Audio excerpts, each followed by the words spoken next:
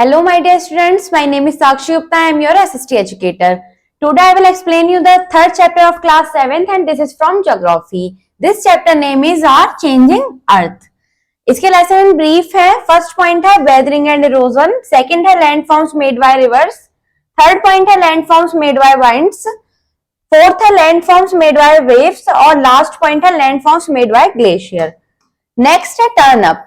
What is shown in this picture? इस picture में क्या दिखाया गया है? The correct answer of this question is volcano. Why do they erupt? Due to the movement of heat breath on the earth's surface.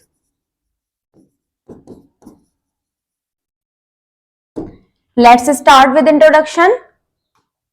Different landforms of the Earth's surface are formed by the various endogenic forces. However, the exogenic forces tend to reduce the elevation of the existing landforms. The exogenic forces carry out their works in two ways: weathering and erosion. जो अलग अलग प्रकार के landforms होते हैं अर्थ की surface पर, वो किससे बनते हैं? विभिन्न विभिन्न प्रकार के एंडोजेनिक फोर्स से बनते हैं. हालांकि वो जो फोर्स होती हैं वो क्या करती हैं? लैंडफॉर्म्स की जो आकृति होती है उनको कम कर देती हैं, और वही जो फोर्स होती हैं वो इन्हीं लैंडफॉर्म्स को दो तरीके से कैरी आउट करती हैं. एक तो होता है वेदरिंग और एक होता है erosion. Now let's read about weathering and erosion. The process of breaking down और decomposition of rock is called weathering. Weathering may be caused by physical forces, chemical reaction and even by the work of plants and animals. जो process होता है किसका? Rocks का, decomposition का या फिर breaking down का, उसको हम क्या कहते हैं? वेदरिंग कहते हैं. वेदरिंग किसी भी प्रकार से हो सकता है. वेदरिंग के कारण होते हैं फिजिकल फोर्स, केमिकल रिएक्शन और कभी कभी प्लांट और एनिमल भी. We sometimes think that the terms weathering and erosion are synonyms, but they are not. हम कभी कभी क्या सोचते हैं कि जो टर्म्स होती है वेदरिंग या इरोजन वो क्या है? सिनोनियम है, लेकिन ऐसा नहीं होता. Weathering is the breaking down और decomposition of the rock. The broken pieces of rocks remain where they are. Erosion, on the other hand, is wearing down of the rocks by agent or gradation, such as river, wind, glacier, and waves. It is also include transportation of the eroded materials to form new landforms. जो weathering होती है उसमें जो rocks होते हैं उनका जो टूटा हुआ हिस्सा होता है वो वहीं रह जाता है जहां पर वो टूट रहा होता है.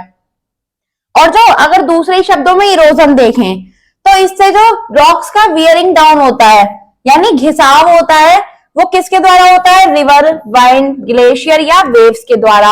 और इससे क्या होता है? इससे ट्रांसपोर्टेशन हो जाता है इरोडेड मटेरियल का न्यू लैंडफॉर्म्स में. Landforms made by river. A river or stream is a body of water flowing down the slope of the land under the force of gravity. Rivers are the most important agents of gradation. जो river होती है या stream होती है उस क्या करती है? वाटर फ्लोइंग डाउन को लैंड से ग्रेविटी की फोर्स के साथ बहा कर ले जाती है. तो इसलिए जो रिवर्स होती हैं ये ग्रेडेशन के लिए एक बहुत ज्यादा इंपॉर्टेंट एजेंट होती हैं. The work of a river depends on the volume of water it carries and the slope of the river bed. जो रिवर होती है उसका जो काम होता है वो किस पर आधारित होता है? यानी कि वो जिस फ्लो में बहती है उसमें जो पानी की मात्रा होती है उसके आधार पर वो रिवर काम करती है. In the mountains or in hilly region, as the slope of the land is very steep and the river is just carrying a small volume of water. It is a narrow stream and therefore it flows swiftly with a great erosive power. जो mountain और हिली resign होते हैं उनमें क्या होता है? जो लैंड होता है उसका जो ढलाव होता है वो बहुत ज्यादा तेज होता है, इसीलिए जो पानी की मात्रा होती है वो बहुत तेजी से बहती है और कम रुकता है वहां पर पानी. एक छोटी सी पतली सी धारा होती है जिससे वहां से पानी नीचे बहता है और एक बहुत इरोसिव पावर के साथ. A number of landforms are formed here. The most common is V shape valley. जो नंबर होते हैं लैंडफॉर्म्स के वहां पर बहुत ज्यादा होते हैं और जिसमें से सामान्य जो होते हैं वो होती है V shaped valley. It is a narrow valley shaped like the letter V. A very deep and narrow valley is called a gorge. It is formed when a river erodes vertically through hard rocks. The valley is shaped like the letter I and is called I-shaped valley. The Indus, the Satluj and the Brahmaputra have formed a number of gorges where they cross the Himalaya. जो V-shaped valley होती हैं उनका जो आकार होता है वो letter V का होता है और वो एक नैरो यानी एक पतली वैली होती है, नैरो वैली होती है. ये क्या होती है? जो कॉमन होती है, डीप और नैरो वैली होती है उनको हम जॉर्ज भी बोलते हैं. जब रिवर वर्टिकल चली जाती है तो जो हार्ड रॉक्स होते हैं उनसे कटकर जो शेप बनती है वो वी बनती है, जैसे कि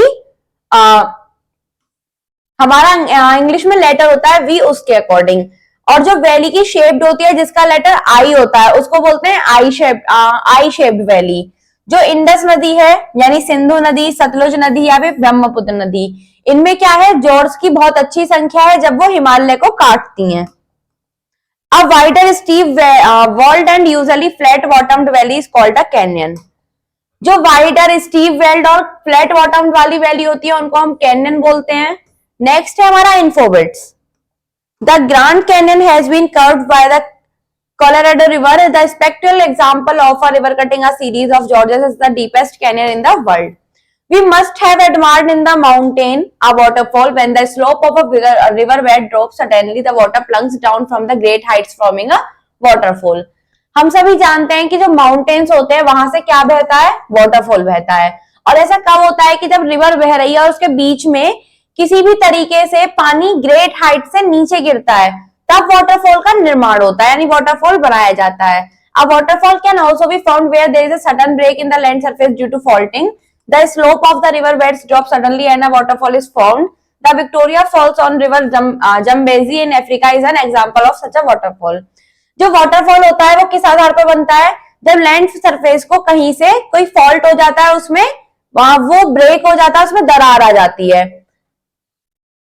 वहां से सडनली क्या होता है, पानी नीचे गिरने लगता है, तो वाटरफॉल का निर्माण हो जाता है। तो जो विक्टोरिया फॉल है जम्बेजी रिवर में अफ्रीका में, ये क्या है, एक वाटरफॉल का एग्जाम्पल है।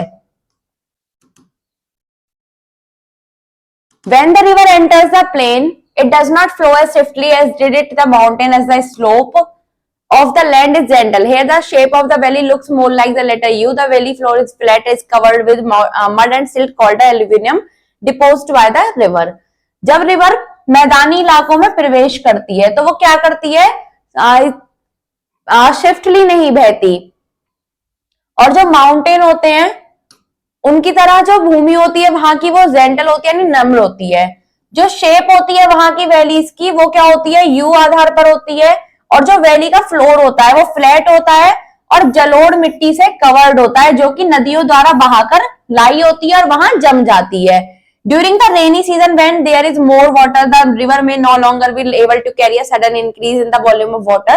Sometimes the water overflow its bank, flooding the surrounding design. When it subsides, the sediments are left behind. The coarse materials such as gravel are deposited on the bank of the river, while the finer ones like silt are deposited further away. The plain formed in this way is called a food plain. The raised river bank are called natural leaves. जब rainy season होता है यानी कि बारिश का मौसम होता है, तो जब बहुत ज्यादा पानी जमा हो जाता है तो नदियों क्या होती हैं, वो इतने सारे पानी को एक साथ कैरी करने में समर्थ नहीं होती। कभी कभी क्या होता है, वाटर ओवरफ्लो होने लगता है और किनारों से बाहर आने लगता है। कभी कभी जो आसपास के इलाके होते हैं उनमें बाढ़ आ जाती है।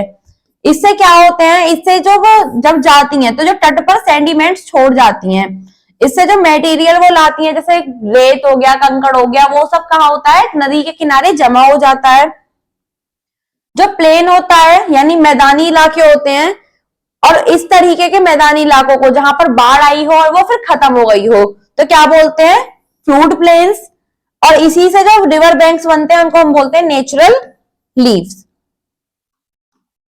The river flows slowly across the flood plains forming broad sweeping curves or loops. Such loops are called meanders. In course of time, as the meander become wider and the ends of loop come closer and closer, eventually the meander cut off from the river, forming a cut off lake, which is also called an oxbow lake. जो river होती है वहां पर slowly हो जाती है, कहां पर, फूड प्लेन में, और किस आधार पर होती है, ब्रॉड स्वीपिंग और कर्व्स और लूप के आधार पर। इस प्रकार की जो लूप्स होती हैं उनको हम मेंडर्स कहते हैं। और उस समय जब मेंडर्स होते हैं तो वो क्या बन जाते हैं, वाइडर हो जाते हैं। और जब इनके लूप का एंड होता है तो ये क्या होते हैं, पास पास आते रहते हैं। इवेंचुअली एंड में जब जहां पर ये मेंडर कट ऑफ करते हैं रिवर से, वहां पर क्या होती है, कट ऑफ लेक हो जाती है, जिसको हम ऑक्सबो लेक बोलते हैं। As a river approaches the sea, it flows very sluggishly and cannot carry its load anymore, depositing all the sediment at its mouth. The deposit sediment may become an obstacle in the path of the river. The forces the river of split into several small channels called disputaries. The region near the mouth of the river with the network of disputaries is called a delta. It is usually triangular in shape. The Ganga Brahmaputra delta is the biggest delta in the world. जो river होती हैं, जो सी को approach करती हैं, वो क्या करती हैं, अपने लोड को बहाकर ले जाने में समर्थ नहीं हो पाती, इसलिए वो जितना भी लोड होता है वो उसके तट पर छोड़ जाती हैं। और ये क्या होता है, नदियों में एक ऑब्स्टेकल, एक बाधा बन जाता है। जो फोर्स होती है नदी की, उससे क्या होते हैं, छोटे छोटे चैनल्स में वो नदी डिवाइड हो जाती है, जिसको हम डिस्ट्रीब्यूटरीज बोलते हैं। और जो रिजाइन होता है, जो कि रिवर के माउथ के नेटवर्क से बनता है डिस्ट्रीब्यूटरीज का, उसको डेल्टा कहा जाता है। ये ट्राइंगुलर होता है शेप में, और जो गंगा ब्रह्मपुत्र डेल्टा है वो विश्व का सबसे बड़ा डेल्टा माना जाता है। All reverse do not form deltas. A river which does not form a delta has a narrow opening at its mouth which gradually widens out into the sea. This funnel-shaped opening at the mouth of the river is called an estuary. जो reverse होती हैं वो सभी reverse delta नहीं बनाती। जो river delta नहीं बनाती उसका जो ओपनिंग माउथ होता है वो नैरो होता है, और जो सी पर जाकर वाइडन हो जाता है। नेक्स्ट है हमारा लैंडफॉर्म्स मेड बाय वाइंड्स, यानी कि जो भू आकृतियां होती हैं हवाओं के द्वारा कैसे बनती हैं। Wind action is most familiar in the desert. जो रेगिस्तान होते हैं वहां पर बहुत तेजी से हवाएं चलती हैं।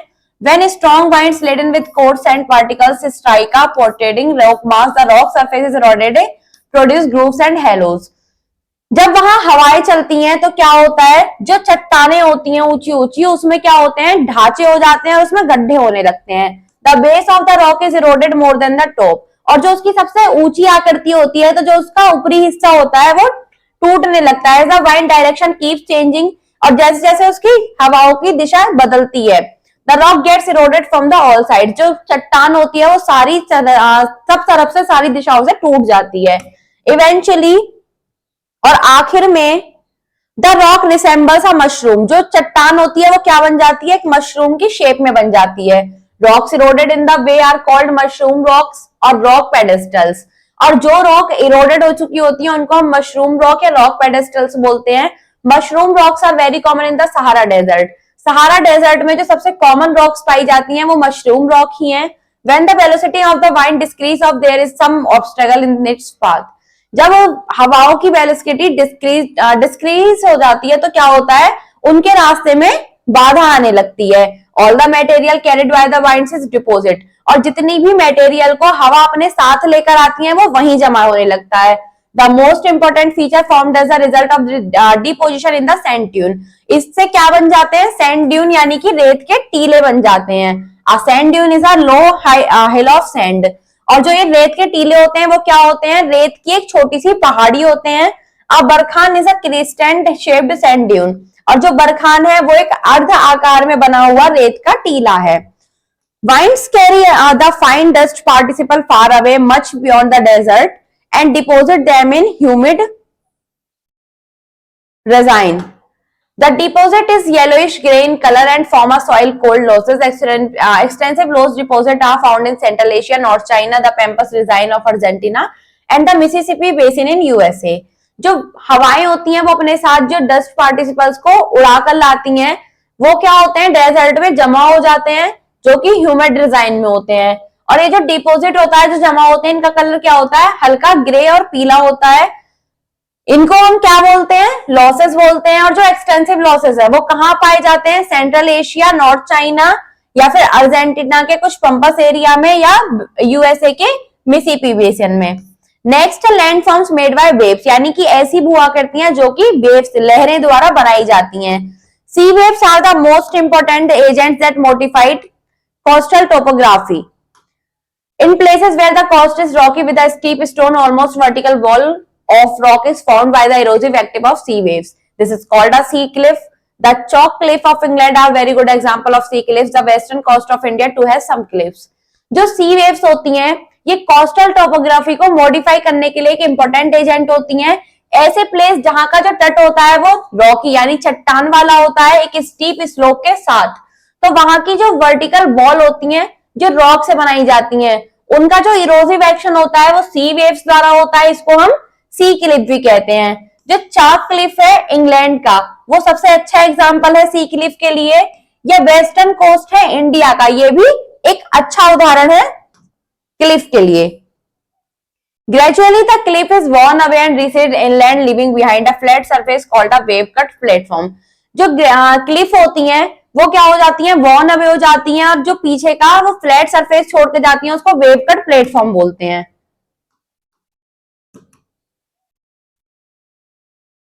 Sometimes, if the rock at the base of a cliff is weak, the section of waves scoop out holes which become enlarged to form caves.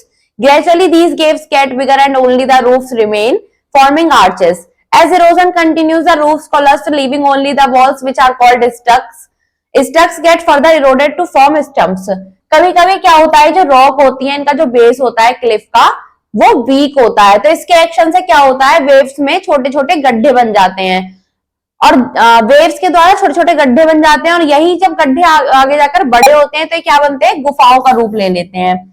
आगे चलकर जब ये गुफाएं बड़ी होने लगती हैं तो इसमें सिर्फ छत रह जाती है जो कि आर्चेस के रूप में हो जाती है।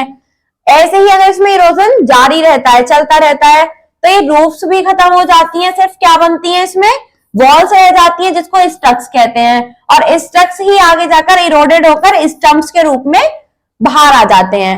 When the coast is made up of alternative bands of hard and soft rock, the soft rock eroded faster, forming waves. The hard rocks are more resistant and stand out of heatlands. जब coast यानी जो तट होते हैं alternative band से बनते हैं, तो उसमें जो हार्ड और सॉफ्ट रॉक होते हैं, तो जो सॉफ्ट रॉक होते हैं वो फास्टर होते हैं और फॉर्मिंग वेव्स में होते हैं, लेकिन जो हार्ड रॉक्स होते हैं वो ज्यादा रेसिस्टेंट होते हैं और हीटलैंड्स होते हैं। The eroded materials are deposits by the waves along the coast. और जो इरोडेड मटेरियल्स होता है वो वेव्स के द्वारा उसके तट पर ही जमा हो जाता है। It is essential made up of sand, gravel and pebbles brought up the waves. The Marina beach in Chennai and Kollam is Kerala are good example of beach. इससे क्या होता है, जो वो बहाकर लाते हैं उनसे जो बालू बनता है, छोटे छोटे पत्थर बनते हैं, वो सारे उसके किनारे पर ही जमा हो जाते हैं। जो चेन्नई में मरीन बीच है या फिर केरला में कोवलम बीच है, ये इसके अच्छे उदाहरण हैं। When sand and gravel get deposits on the sea floor, a little away from the coast, narrow elongated sandbars are formed. Sometimes a portion of the sea gets enclosed between the sandbar and the coast. This is called a lagoon. It is a saltwater lake. The Chilka Lake in Odisha and the Pulkit Lake in Tamil Nadu are example of large lagoon. The Kerala coast also has numerous small lagoons called backwaters. जब जो sand होती है, gravel होते हैं, ये sea floor से deposits यानी वहां पाकर जमा हो जाते हैं, तो जो लिटिल अवे होती है ये कोस्ट से कुछ दूरी पर होते हैं। कभी कभी जो इनका पोर्शन होता है सी का, वो क्या होता है, यानी सैंड बार और कोस्ट के बीच का, इसको हम लेगून कहते हैं। ये सेल्ट वाटर लेक हो जाती है। जो चिल्का लेक है उड़ीसा में या फिर पुलिकिट लेक है तमिलनाडु में, ये इसके अच्छे उदाहरण हैं। जो केरला कोस्ट है उसके में भी लेगून्स के हमें कुछ अच्छे उदाहरण दिखाई देते हैं जिनको हम बैक वाटर्स बोलते हैं। लैंडफॉर्म्स मेड बाय ग्लेशियर, यानी ऐसे लैंडफॉर्म्स जो ग्लेशियर द्वारा बनते हैं। Glacier are slow moving masses of snow and ice. They are also known as river of ice. Glacier have their origin in snowfields and ice caves. The thick sheet of ice covering the polar and high mountain regions. जो glacier होते हैं वो slow moving होते हैं, किसके, snow और ice के। इनको हम रिवर्स ऑफ आइस के नाम से भी जानते हैं। जो ग्लेशियर होते हैं जहां से ये निकलते हैं, स्नोफील्ड्स और आइस केप के द्वारा निकलते हैं। ये एक थिक शीट से, आइस की थिक शीट से पोलर और माउंटेन को कवर कर देते हैं, like rivers. Glacier also break and carry away rock materials. जैसे रिवर्स होती हैं या ग्लेशियर होते हैं, वो क्या करते हैं, रॉक को ब्रेक कर देते हैं और अपने साथ कैरी कर लेते हैं उसके मटेरियल को। The valley formed by glacier has steep sides and a flat bottom. जो वैली होती है जो कि ग्लेशियर से बनती है, उससे क्या होती है, स्टीप साइड्स हो जाती है और उसका जो बॉटम होता है वो फ्लैट हो जाता है। It resembles the letter U, और जो किसके आकार पर दिखाई देता है, यू के आकार पर। Such a valley is called a U shaped valley. इस प्रकार की जो वैली होती है उनको यू शेप्ड वैली कहते हैं। When a glacier descends down a valley, it melts because of the warmer climate. Its load consisting of clay, sand, gravel and boulders cannot be carried any more and is eventually dropped. These deposits are called moraines.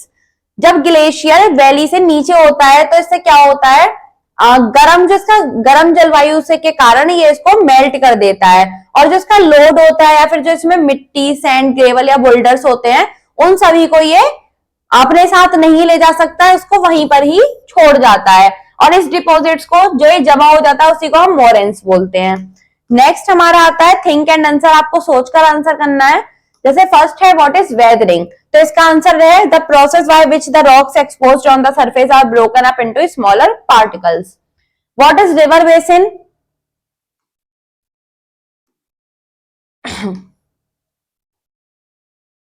the erosional work of the river result in the widening and deepening. Which is the highest waterfall in India?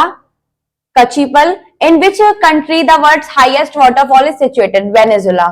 Next हमारी आती है important terms, aggregation. The process by which deposition takes place in the lowlands leading to a gradual increase in level. Next है delta, a more or less triangular and level tract of alluvium formed at the mouth of a water glacier, a river or a mass of snow and ice reaching its way down a high mountain valley. George, a deep narrow valley with steep sides formed as a result of the rapid down cutting by the stream. Landforms, the changing shape and appearance of the earth's surface. Weathering, the process by which the rocks exposed on the surface are broken up into smaller particles.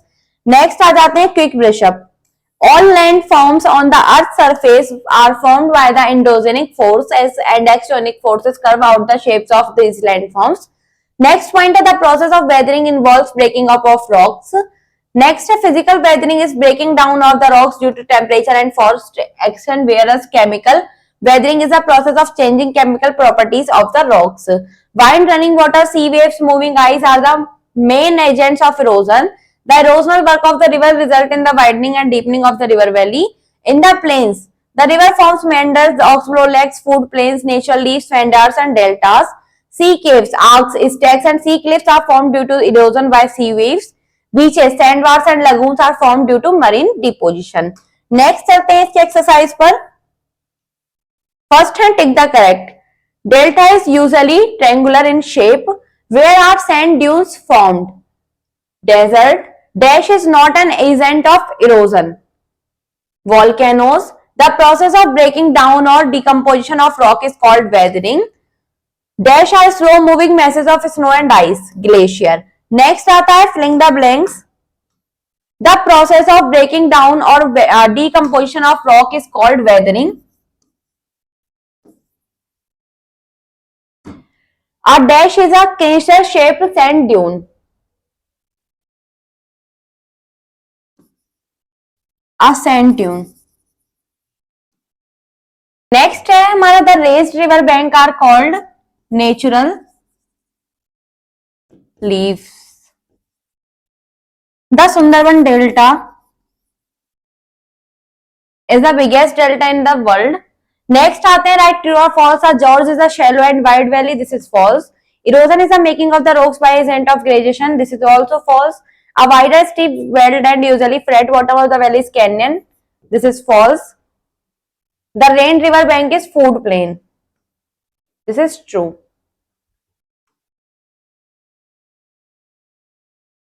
Next है short answer type question. What is an eye-shaped valley? Let's see the answer of this question from chapter. इसका answer आप लिखेंगे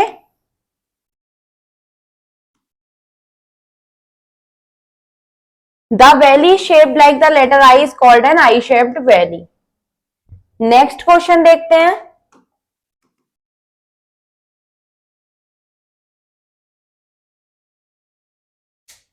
Name the factor and agents which help in weathering. इसमें आप quick brush up का third point लिखेंगे physical weathering in the breaking down.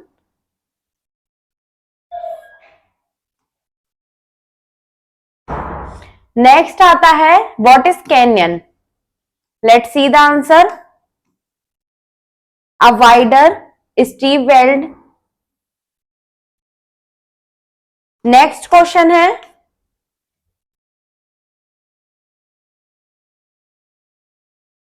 Write few lines on mushroom rocks. Let's see the answer. When strong,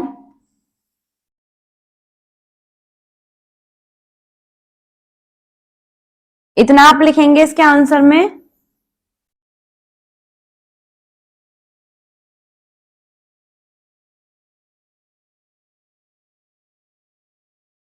next question देखते हैं.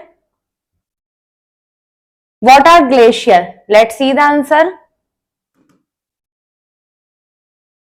Glacier are slow moving masses of snow and ice. They are also known as river of ice. Glacier have their origin in snowfields and ice caves. The thick sheets of ice covering the polar and high mountain region. Next question आता है हमारा long answer type questions. Name 2 lagoons of India.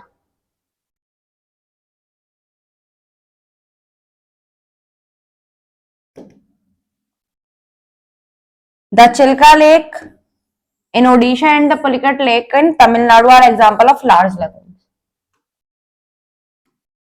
Question 2 है What is beach? Give an example.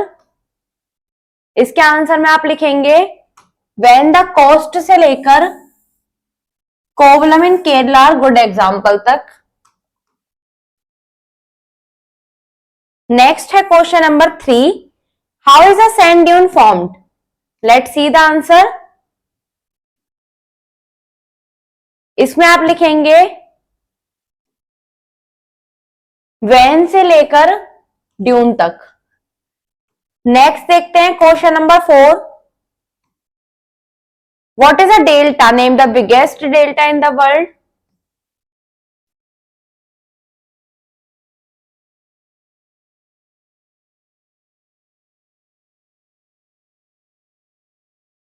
इसमें आप लिखेंगे as a river approaches से लेकर biggest delta in the world तक. नेक्स्ट है और लास्ट क्वेश्चन है how is waterfall formed. Let's see the answer. A waterfall can also be formed से लेकर सच ए वाटरफॉल तक. नेक्स्ट हमारी आती है स्किल डेवलपमेंट एक्टिविटीज जिसमें फर्स्ट है थिंक बियॉन्ड एंड आंसर. आपको सोचकर आंसर करना है. फर्स्ट है explain the erosional work of a glacier and the second is what is erosion. Name the agents of erosion. Subject enrichment में है on an outline map of India mark the location of you shaped valley. तो जो location of you shaped valley है वो है इन वाले इलाकों में यानी इन वाले डिजाइन में जो कि है हिमालय और उत्तराखंड के. यहाँ पर यू शेप्ड वैली पाई जाती है. नेक्स्ट हमारा है project work. Prepare a project on the economic activities of people living in the different mountains ranges in the world. Activity time है collect photographs regarding the different types of landforms and paste them on the space given below. Close connect में आपको make a PowerPoint presentation on the topic of our changing Earth. Thank you students.